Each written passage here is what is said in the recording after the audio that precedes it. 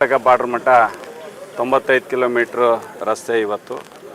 ಇದರಲ್ಲಿ first 2016ರಲ್ಲಿ tender ಆಗಿತ್ತು. ಅದಾದಮೇಲೆ ಗ್ಯಾಮನ್ ಇಂಡಿಯಾಗೆ ತೊಗೊಂಡಿದ್ರು, ಅದು ಕೆಲಸ ಮಾಡಲಿಲ್ಲ, ಹಿಂಗಾಗಿ ಬಿಟ್ಟೋದ್ರು. ಅದಾದಮೇಲೆ 2023 ಮೇ ತಿಂಗಳಲ್ಲಿ ಮತ್ತೆ ರೀಟೆಂಡರ್ ಆಯಿತು. 830 ಕೋಟಿ ವೆಚ್ಚದಲ್ಲಿ ಇದು ಟೆಂಡರ್ ಆಯಿತು.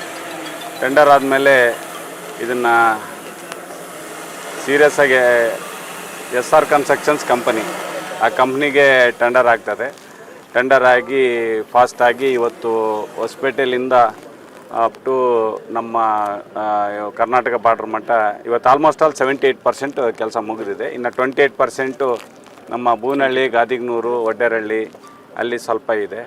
ಈಗ ವಿಶೇಷವಾಗಿ ಇವತ್ತು ಈ ದಿನ ಅದು ಲೇಟ್ ಆಗ್ತದೆ. ಯಾಕಂದರೆ ಅದು 12 ಮೀಟ್ರು ರೈಲ್ವೆ ಓವರ್ ಬ್ರಿಡ್ಜ್ ಮಾಡಬೇಕು. ಅದನ್ನು ನಾನೇ MP ಆದಮೇಲೆ ಹೋಗ್ಬಿಟ್ಟು ಕುಂತ್ಕೊಂಡು ಮಾಡಿದ್ದೀನಿ. ಅದಾದಮೇಲೆ 2024ರಲ್ಲಿ ನಾನು MP ಆದಮೇಲೆ ಮೊದಲನೇ ಆದ್ಯತೆ ಏನಂದರೆ ಇವತ್ತು ಬಳ್ಳಾರಿ ಬೈಪಾಸ್ ಎಷ್ಟು ಕಿಲೋಮೀಟ್ರು? ನಮ್ಮದು ಟೋಟ್ಲು ಇಲ್ಲಿಂದ 20 ಕಿಲೋಮೀಟರ್ಸ್ ಆಗುತ್ತೆ, ಎಲ್ಲ ಕಂಪ್ಲೀಟಾಗಿ 20-25 ಕಿಲೋಮೀಟರ್ಸ್ ಆಗುತ್ತೆ. 95 ಕಿಲೋಮೀಟರ್ಸಲ್ಲಿ ಇವತ್ತು ಇದನ್ನು ಇಮಿಡಿಯೇಟಾಗಿ ಮುಗಿಸ್ಬೇಕು ಅಂತಂತೇಳಿ ಇದನ್ನು ಬೈಪಾಸ್ನ ನಾವು ಕ್ಲಿಯರ್ ಮಾಡ್ಕೊಂಡು ಇದರಿಂದ ನಮಗೆ ಅಲ್ಲಿ ಅಭಿವೃದ್ಧಿಗೆ ಅನುಕೂಲ ಆಗುತ್ತೆ. ಎಲ್ಲ ಕಂಟೈನರ್ಸು ಅವು ಎಲ್ಲರೂ ಒಳಗೆ ಬರೋದ್ರಿಂದ ಅಲ್ಲಿ ಲೈನ್ ಬೇರೆ ಇತ್ತು. ಅಲ್ಲಿ ನಮ್ಮದು ಇದು ಸೆಕೆಂಡ್ ಹಿಂದೆ ಒಂದು ಅನ್ಸೈಂಟಿಫಿಕ್ ಬೈಪಾಸ್ ಏನಿದೆಯಲ್ಲ ಅದು ಅಲ್ಲಿ ರೈಲ್ವೆ ಗೇಟಿಗೆ ಅದಕ್ಕೆಲ್ಲ ಸುಮ್ಮನೆ ತೊಂದರೆ ಆಗ್ತಿತ್ತು. ಎಲ್ಲ ದೊಡ್ಡ ದೊಡ್ಡ ಕಂಟೈನರ್ಗಳು ಒಳಗೆ ಹೋಗ್ತಾಯಿದ್ದು.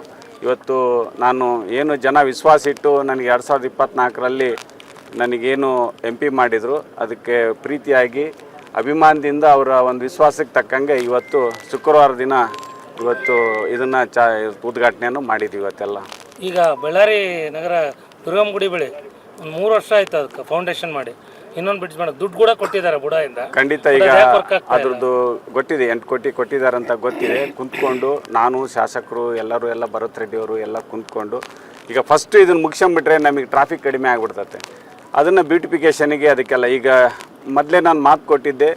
MP ಆದಮೇಲೆ ಸುಧಾ ಕ್ರಾಸ್ ಕೂಡ ROB ಅದು ಕೂಡ ಚಾಲನೆ ಕೊಟ್ಟಿದ್ದೀನಿ. ಈಗ ರೇಡಿಯೋ ಪಾರ್ಕ್ ಕೂಡ ಅದನ್ನ ತಗೊತಾ ಇದ್ವಿ. ವಿಶೇಷವಾಗಿ ಇವತ್ತು ಈ ನ್ಯಾಷನಲ್ ಹೈವೇಲಿಂದ ಅಪ್ ಟು ಕೋಲ್ ಬಜಾರ್ ಸೇರಿದಂತೆ ಅಪ್ ಟು ನಮ್ಮದು ಸುಧಾ ಕ್ರಾಸ್ ಮಟ್ಟ ಇವತ್ತು 4 ಲೈನ್ ಮಾಡಿ ಒಳ್ಳೆ ಲೈಟಿಂಗ್ಸ್ ಮಾಡಿಬಿಟ್ಟು ಒಂದು ಬ್ಯೂಟಿಫಿಕೇಷನ್ಗೆ ಒಂದು ಒಳ್ಳೆ ರಸ್ತೆಯನ್ನು ಮುಂದೆ ಕೂಡ ಪ್ಲಾನ್ ಮಾಡ್ತೀವಿ. ಪ್ರಾಜೆಕ್ಟ್ಗೆ ಟೆಂಡರ್ ಕೂಡ ಆಗಿದೆ, ಬಟ್ ನೀವು ಪ್ಲೇಸ್ ಕೊಡಿಸ್ತಾ ಇಲ್ಲ ಅಂತ ಟೆಂಡರ್ ಕೂಡ ಆಗಿದೆ. ಸುಧಾ ಕ್ರಾಸ್ ಇಲ್ಲಿಂದ ಪಕ್ಕದಲ್ಲಿ ಇನ್ನೊಂದು ಡಬಲ್ ವೇ ಬರುತ್ತೆ, ದುರ್ಗಮ್ಮನ ಗುಡಿದು ನಾನು ಕುಂತ್ಕೊಂಡು ಚರ್ಚೆ ಮಾಡಿದ್ನಿ ಅಂತಲ್ಲಿ. ಅದಕ್ಕಪ್ಪ ಗೌಡ ನಾನು ಹೇಳ್ತಾ ಇರೋದು ಪ್ಲೇಸ್ ಕೊಡ್ತಾ ಇಲ್ಲ ಅಂತ ಹೇಳಿ ಅದನ್ನ ನಾನು ಡಿಸ್ಕಸ್ ಮಾಡ್ತೇನೆ. ಇಂಪಾರ್ಟೆಂಟ್ ಈಗ ಆಯ್ತು, ಇದು ಹೊರಗೆ ಈಗ ವೆಹಿಕಲ್ಸ್ ಎಲ್ಲ ದೊಡ್ಡ ದೊಡ್ಡ ವೆಹಿಕಲ್ಸ್ ಬಿಟ್ಟು ಈಗ ಬಳ್ಳಾರಿ ಬೈಪಾಸ್ ಒಂದು ಸೈಡ್ ಇವತ್ತು ವೆಸ್ಟ್ಲಿಂದ ಅಪ್ ಟು ನಾವು ಈಸ್ಟ್ ಮಟ್ಟ ಇವತ್ತು ಮುಗಿಸಿದ್ವಿ. ನೆಕ್ಸ್ಟು ನಾರ್ತ್ ಟು ವೆಸ್ಟ್ ಏನು ನಡೀತಾ ಇದೆ, ಅದು ಆಲ್ರೆಡಿ 230 ಕೋಟಿ ವೆಚ್ಚದಲ್ಲಿ ನಡೀತಾ ಇದೆ. ಈಗ ಇದು ಕೂಡ ವೇಣಿವೀರಾಪುರದಿಂದ ಸಿರುಗುಪ್ಪ ಮಟ್ಟ DPR ಮಾಡಿಬಿಟ್ಟು ಕಂಪ್ಲೀಟಾಗಿ ರಿಂಗ್ ರೋಡ್ ಮಾಡಲಿಕ್ಕೆ ನಾವು ಇದನ್ನು ಕಂಪ್ಲೀಟಾಗಿ ಚಾಲನೆ ಕೊಟ್ಟಿದ್ದೀವಿ. ಅದು NHI ಅದರ್ಸ್ನಲ್ಲಿ ಮಾಡ್ತಾಯಿದ್ವಿ. ವಿಶೇಷವಾಗಿ ಇವತ್ತು ಭಾಳಷ್ಟು ಮಕ್ಕಳಿಗೆ ಅದಕ್ಕೆಲ್ಲ, ಯಾಕಂದರೆ ಬಳ್ಳಾರಿಗೆ ಬರಲಿಕ್ಕೆ 4 ತಾಲೂಕಿನ ಜನ ಈ ಕಡೆಗೆ ಬಂದು ಹೋಗ್ತಾ ಇದ್ದಾರೆ. ಎಲ್ಲ ಕಂಪ್ಲೀಟಾಗಿ ನಮ್ಮ ಕಂಪ್ಲಿ ಇರ್ಬೋದು, ನಮ್ಮ ಸಂಡೂರು ಇರ್ಬೋದು, ಜೊತೆಗೆ ರೂರಲ್ ಜನ ಎಲ್ಲ ಈ ಭಾಗದಲ್ಲಿ ಹಿಂಗೆ ಹೋಗ್ತಾ ಇರೋದ್ರಿಂದ ನಾವು ಇಮಿಡಿಯೇಟಾಗಿ ಸುಧಾ ಕ್ರಾಸಿಂದ ಇದು ನಮ್ಮದು NHಯಿಂದ ಸುಧಾ ಕ್ರಾಸ್ ಮಟ್ಟ ಕೋಲ್ ಬಜಾರ್ಲಿಂದ ಅಪ್ ಟು ಆ ಕೋಲ್ ಬಜಾರ್ ನಮ್ಮ ಫ್ಲೈಓವರ್ ಇದೆಯಲ್ಲ ಅಲ್ಲೇ ಮಟ್ಟ ಇದನ್ನು ಒಂದು ಎಸ್ಟಿಮೇಟ್ ಮಾಡಿಬಿಟ್ಟು DPR ಮಾಡಿ ಡೆವಲಪ್ಮೆಂಟ್ ಮಾಡಿ ನೆಕ್ಸ್ಟ್ ಫರ್ದರ್ ಏನು ಇಂಟರ್ನಲ್ ಏನು ಬರ್ತಾವಲ್ಲ ನಮ್ಮ ಜೈನ್ ಮಾರ್ಕೆಟ್ ಇರ್ಬೋದು, ಅವು ಎಲ್ಲವೂ ಕೂಡ ಡೆವಲಪ್ಮೆಂಟಿಗೆ ಏನೇನು ಮಾತು ಕೊಟ್ಟಿದ್ವಿ ಅದನ್ನು ಎಲ್ಲರನ್ನ ನಾಗೇಂದ್ರ ಅವ್ರನ್ನ, ಭರತ್ ರೆಡ್ಡಿ ಅವ್ರನ್ನೆಲ್ಲ ಕಾನ್ಫಿಡೆನ್ಸಿಗೆ ತೊಗೊಂಡು ಒಬ್ಬ ಸಂಸದನಾಗ ಒಬ್ಬ ಹಿರಿಯ ಇವತ್ತು ಸಂಸದನಾಗಿ ರಾಜಕಾರಣಿಯಾಗಿ ಅವ್ರ ಜೊತೆ ಇಟ್ಕೊಂಡು ನಾನು ಕೆಲಸ ಮಾಡಿ ನಡೀತಾ ಇದೆ. ಅದನ್ನ ಸ್ಪೀಡ್ ಅಪ್ ಇಲ್ಲ, ನಾನು ಈಗ ಫಸ್ಟ್ ನ್ಯಾಷನಲ್ ಹೈವೇದ್ ಇದನ್ನು ಫೋಕಸ್ ಮಾಡಿದ್ದೆ. ಇದರಲ್ಲಿ ಇವತ್ತು ಎಲ್ಲರ ಆಶೀರ್ವಾದದಿಂದ ಆಗಿದೆ. ನೆಕ್ಸ್ಟ್ ಇಂಟರ್ನಲ್ ಏನು ಬರ್ತಾವಲ್ಲ ಅದನ್ನ ಕುಂತ್ಕೊಂಡು ನಾನು ಅದನ್ನ ಡೆವಲಪ್ಮೆಂಟಿಗೆ ನಾನು ಮಾಡ್ತಾ ಇದ್ದೀನಿ. ಏನೇನಿಲ್ಲ, ನಾನು ಅವತ್ತೇ ಹರಪನಹಳ್ಳಿ ಕೂಡ ನಾನು ಸ್ಟೇಟ್ಮೆಂಟ್ ಎಲ್ಲ ಮಾಡಿದ್ದೀನಿ. ಇವತ್ತು ನಮ್ಮ ರಾಹುಲ್ ಗಾಂಧಿಯವರು, ನಮ್ಮ ACC ಮಲ್ಲಿಕಾರ್ಜುನ್ ಖರ್ಗೆ ಸಾಹೇಬರು ಎಲ್ಲರೂ ಕೂಡ ಇವತ್ತು ಡೆಲ್ಲಿಗೆ ಕರೆತಾ ಇದ್ದಾರೆ. ಮನೆ ಅಂದಮೇಲೆ ಒಂದು 2-3 ವಿಷಯ ಬಂದೇ ಬರ್ತವೆ. ಅದನ್ನು ನಾವೆಲ್ಲ ಒಂದೇ ಲೈಕ್ ಮೈಂಡೆಡ್ ಆಗಿ ಕುಂತ್ಕೊಂಡು ನಾವು ಬಗೆಹರಿಸ್ಕೊಂಡು ನಮಗೇನು ಮ್ಯಾಂಡೇಟ್ರಿ ಕೊಟ್ಟಿದ್ದಾರೆ 5 ವರ್ಷದ ಮಟ್ಟ ಅದನ್ನು ನಾವು ಮುಂದಿನ ಭವಿಷ್ಯದ ಪರವಾಗಿ ನಾವು ಕೆಲಸನೂ ಮಾಡ್ತೀವಿ. ಮ್ಯಾಂಡೇಟ್ ಕೊಟ್ಟೆ ಸರ್. ಈಗ ಸಿಎಂ ಬದಲಾವಣೆ ಚರ್ಚೆ ಆಗ್ತದೆ. 5 ವರ್ಷ ನೀವೇ ಸರ್, ಆದರೆ ಸಿಎಂ ಅವರು ಕಂಟಿನ್ಯೂ ಆಗಿ ಸಿದ್ದರಾಮಯ್ಯ ಆಗ್ತಾರೆ. ಈಗ ನಾವೆಲ್ಲ ಕುಂತ್ಕೊಂಡು ನಮ್ಮ ಮನೇದು ಬಗೆಹರಿಸ್ಕೊಂತೀವಿ ನಾವೆಲ್ಲದು ಕೂಡ. ಇವತ್ತು ಕರೆದಿದ್ದಾರೆ, ಇವೆಲ್ಲ ಹೈಕಮಾಂಡ್ ಇವತ್ತೆಲ್ಲ ಡಿಸೈಡ್ ಮಾಡಿದೆ. ಹೈಕಮಾಂಡ್ ಸ್ಟ್ರಾಂಗ್ ಇದೆ. ಕಾಂಗ್ರೆಸ್ಸು ಇವತ್ತು 140 ವರ್ಷದ ಪಕ್ಷ ಇದು, ಅರ್ಥ ಆಯ್ತಾ ಇಲ್ಲ. ನಮ್ಮದೇ ಆದಂಥ ಒಂದು ಬೇರುಗಳು ಆಳವಾಗಿದ್ದಾವೆ ನಮ್ಮವೆಲ್ಲ. ಅದನ್ನ ಕರೆಕ್ಟಾಗಿ ಕುಂತ್ಕೊಂಡು ನಾವು ಮಾಡ್ಸ್ಕೊಂತೀವಿ. ತುಕಾರಾಮ್ ಅವರು ನಾಯಕತ್ವ ಬದಲಾವಣೆಯನ್ನು ಬಯಸ್ತೀರಾ ಇಲ್ಲ? ನೋಡಿ, ನಾವು ಯಾವಾಗಲೂ ಕಾಂಗ್ರೆಸ್ ಬಯಸ್ತೀವಿ ನಾವೆಲ್ಲದು ಕೂಡ, ಅರ್ಥ ಇಲ್ಲ. ಕಾಂಗ್ರೆಸ್ನಾಗಿರೋ ಎಲ್ಲರೂ ಕೂಡ 140 ಜನ ನಾಯಕರೇ ನಾವೆಲ್ಲರೂ ಕೂಡ, ಶಾಸಕರಾಗಿರ್ತಕ್ಕಂಥವ್ರು ಎಲ್ಲರೂ ಕೂಡ ನಾಯಕರೇ. ಯಾವಾಗಲೂ ನಾವು ಕಾಂಗ್ರೆಸ್ನಲ್ಲಿ ಯಾವಾಗಲೂ ಕೂಡ MP ಇರ್ಬೋದು, MLA ಕೂಡ ಎಲ್ಲರೂ ಕೂಡ ನಾಯಕರೇ ನಾವೆಲ್ಲರೂ ಕೂಡ, ಅರ್ಥ ಆಯ್ತಾ ಇಲ್ಲ. ಅದನ್ನು ನಾವು ಇನ್ನೊಂದ್ಸರಿ ಒತ್ತಿ ಹೇಳ್ತಾ ಇದ್ದೀನಿ, ಗಟ್ಟಿಯಾಗಿ ಹೇಳ್ತಾ ಇದ್ದೀನಿ. ನಾವೆಲ್ಲ ಕುಂತ್ಕೊಂಡು ನಮ್ಗೇನು ಮ್ಯಾಂಡೇಟ್ರಿ ಕೊಟ್ಟಾರೆ ಅದ್ರ ಪರವಾಗಿ ನಾವು ಜಿಲ್ಲೆ ಸೇರಿದಂತೆ ರಾಜ್ಯಾದ್ಯಂತ ಒಳ್ಳೆ ಕೆಲಸಗಳು ನಾವು ಮಾಡ್ಕೊಂಡು ಹೋಗ್ತೀವಿ. ಈಗ ಹಿಂದೆ ಕೂಡ ನುಡಿದಂತೆ ನಡೆದಿದ್ವಿ, 5 ಗ್ಯಾರಂಟಿ ಕೊಟ್ಟಿದ್ವಿ 2 ವರ್ಷದಲ್ಲಿ. ನೀವೇ ನೋಡಿರಿ, 6-7 ಲಕ್ಷ ಜನ ಹೊಸಪೇಟೆಯಲ್ಲಿ ಒಳ್ಳೆ ದೊಡ್ಡ ಕಾರ್ಯಕ್ರಮ ಮಾಡಿದ್ವಿ ನಾವೆಲ್ಲದು ಮಾಡಿಬಿಟ್ಟು. ಮುಂದಿನ ದಿನದಲ್ಲಿ 28 ಕೂಡ ಮತ್ತೆ ನಾವು ಅಡಿಪಾಯ ಆಗ್ಬಿಟ್ಟು ಮತ್ತೆ ನಮ್ಮ ಕಾಂಗ್ರೆಸ್ನ ಇಲ್ಲಿ ಮುಂದುವರ್ಸ್ಕೊಂಡು ಹೋಗ್ತೀವಿ ನಾವೆಲ್ಲದು ಕೂಡ. ಹೇಳ್ರಪ್ಪ, ಅದನ್ನು ಹೇಳ್ತೀನಿ. ಅದನ್ನು ಮೊನ್ನೆ ಮೀಟಿಂಗ್ ಆಗೈತೆ, ಅದನ್ನು ಹೇಳ್ಬಿಡ್ತೀನಿ. ಮೊನ್ನೆ ನಾವು ಮೀಟಿಂಗ್ ಕರೆದಾಗ ಎಲ್ಲರೂ, ನಾಗೇಂದ್ರ ಅವರು, ನಾವು ಎಲ್ಲರೂ ಕೂಡ ಮೀಟಿಂಗ್ನಲ್ಲಿ ಭಾಗವಹಿಸಿ, ಮಾನ್ಯ ಮುಖ್ಯಮಂತ್ರಿಗಳು ಜೊತೆಗೆ ಉಸ್ತುವಾರಿ ಸಚಿವರಾಗಿರ್ತಕ್ಕಂಥ ಜಮೀರ್ ಅಹಮದ್ ಅವರು, ಆಮೇಲೆ ನಮ್ಮ ಇಂಡಸ್ಟ್ರಿ ಮಿನಿಸ್ಟ್ರು MB ಪಾಟೀಲ್ ಅವರು, ಎಲ್ಲರೂ ಕೂಡ ನಾವು ಇದರಲ್ಲಿ ಮೀಟಿಂಗಲ್ಲಿ ಭಾಗವಹಿಸಿದ್ವಿ. ಅವತ್ತು 3 ಕಂಪ್ನಿಯವರು, SLR ಮಿತ್ತಲು ಮತ್ತು NMDC ಉತ್ತಮ್ ಗಾಲ್ವಾ ಅವರು ಕ್ಲಿಯರ್ ಕಟ್ಟಾಗಿ ಹೇಳಿದ್ದಾರೆ.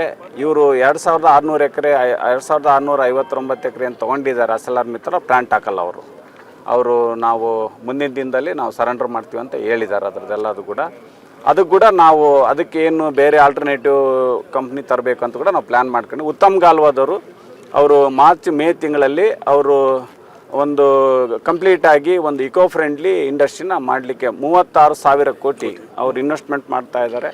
ಇನ್ವೆಸ್ಟ್ಮೆಂಟ್ ಮಾಡಿ ಒಂದು ಪ್ಲ್ಯಾಂಟ್ ಕೂಡ ಅವರು ಪ್ಲ್ಯಾನ್ ಮಾಡ್ತಾ ಇದ್ದಾರಲ್ಲ. ಆಮೇಲೆ NMDC ಅವ್ರು ಹೇಳಿದ್ದಾರೆ ಡಿಸೆಂಬರ್ನಲ್ಲಿ ನಾವು ಒಂದು ಇಂಡಸ್ಟ್ರಿ ಪ್ಲ್ಯಾನ್ ಮಾಡ್ತೀವಿ ಅಂತ ಹೇಳಿದ್ದಾರೆ. NMDCನವರು ಅವ್ರು ನೆಕ್ಸ್ಟ್ ಮಂತು ಡೆಡ್ಲೈನ್ 31 ಕೊಟ್ಟಿದ್ದಾರೆ ಅವರೆಲ್ಲರೂ ಕೂಡ. ಅದರಲ್ಲಿ ನಾವು ಇಂಡಸ್ಟ್ರಿ ಮಾಡಿ ನಾವು ಯುವಕರಿಗೆ ಇದಕ್ಕೆಲ್ಲ ಉದ್ಯೋಗ ಕೊಡ್ತೀವಿ ಅಂತ ಕೂಡ ಎಲ್ಲ ಪ್ಲ್ಯಾನ್ ಮಾಡ್ಕೊಂಡಿದ್ದಾರೆ. ಇಷ್ಟು ಅವತ್ತಿನ ದಿನ ತೀರ್ಮಾನ ಆಗಿರ್ತಕ್ಕಂಥದ್ದು.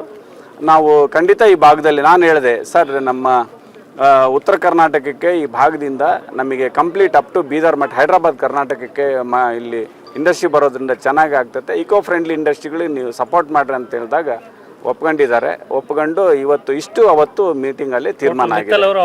ಮಿತ್ತಲ್ ಅವರು ಔಟು ಬರೋದಿಲ್ಲ. ಈಗ ಮುಂದೆ ನಾನು ಅವರು ಒಂದು ಕನ್ಕ್ಲೂಷನಿಗೆ ಬರ್ತಾರಲ್ಲ. ಯಾಕಂದರೆ 1,30,00,000 1,20,00,000 ಒಂದು ಎಕರೆಗೆ ಒಂದು 500 ಎಕರೆ ಕೊಟ್ಟಿದ್ದಾರೆ ಅವರಿಗೆ. ಸುಪ್ರೀಂ ಕೋರ್ಟಲ್ಲಿ ಅವರಿಗೆ ನಾನ್ ಬೆಲಬಲ್ ವಾರೆಂಟ್ ಬಂದಾಗ ಅವರು ಹೋಗಿ ಮಾಡಿದ್ದಾರೆ. 500 ಎಕರೆಗೇನೋ ಕೊಟ್ಟಿದ್ದಾರೆ. ಅದನ್ನ ಕುಂತ್ಕೊಂಡು ಆಮೇಲೆ ನಾವು ತೀರ್ಮಾನ ಮಾಡ್ತೇವೆ. ಅಂದರೆ ಅವರೊಂದು ಕನ್ಕ್ಲೂಷನಿಗೆ ಬರ್ತಾರೆ ಯಾವ ಥರ ಮಾಡಬೇಕು ಅಂತ. ಆಮೇಲೆ ನಾವು ಯಾವ ಇಂಡಸ್ಟ್ರಿನ ತೊಗೊಂಡ್ಬಿಟ್ಟು ಅಲ್ಲಿ ಇಂಡಸ್ಟ್ರಿ ಬರುತ್ತೆ.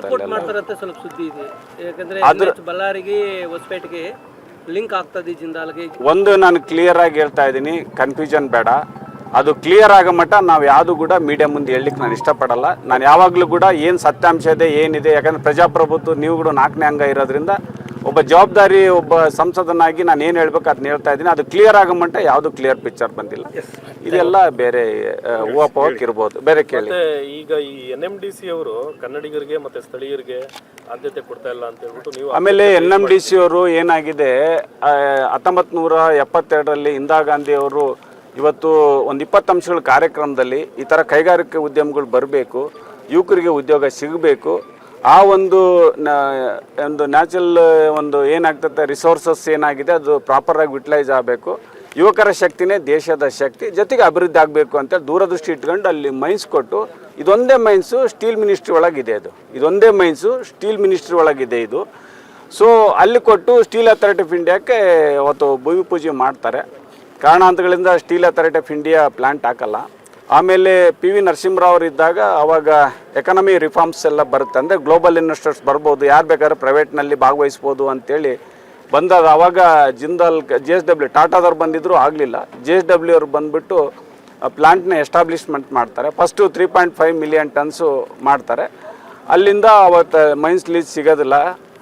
ಒಂದು ಸ್ವಲ್ಪ ಇರೋದು ಕೇಳಪ್ಪ, ಅವರು ಆಫ್ ಮಾಡೋಕ್ಕೆ ಲೀಸ್ ಸಿಗೋದಿಲ್ಲ. ಪರ್ಚೇಸ್ ಮಾಡಿ ಅವರು ಪ್ಲಾಂಟನ್ನು ನಿಲ್ಲಿಸ್ತಾರೆ. ಅದಾದಮೇಲೆ ಅಕ್ರಮ ಗಣಿಗಾರಿಕೆ ಆದಮೇಲೆ ಈಗೆಲ್ಲ ಕ್ಯಾಪ್ಟಿವ್ ಮೈನ್ಸ್ ಆಗಿ ಆಕ್ಷನ್ ಮೈನ್ಸ್ ಆಗಿ ಇವತ್ತು ಬಂದಿರತಕ್ಕಂಥದ್ದು.